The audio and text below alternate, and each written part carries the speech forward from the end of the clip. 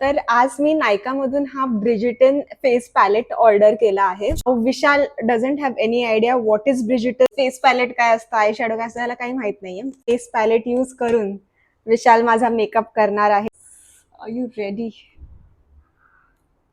जर हे विशालने खराब केलं मी पैसे वसूल करणार याचे. पहिले काय लावायचं ह्याच्यात?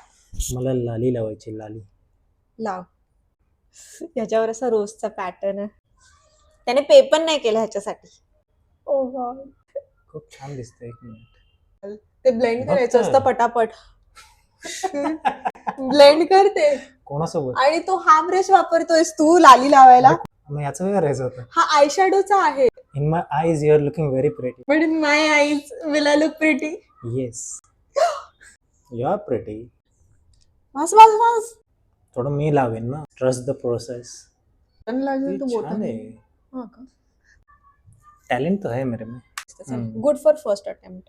आणि ठीक आहे. हे कॉन्टोर आहे, ते असं इथे लावायचं. विशालला वाटतंय की माझा चेहरा कॅनव्हस आहे. एवढी फ्रीडम मला कधी भेटत नाही तुला बांधून ठेवते मी. मेकअप करण्याची रे. आपण करूया तुझा नेक्स्ट व्हिडिओ मध्ये मी तुझा करणार आहे.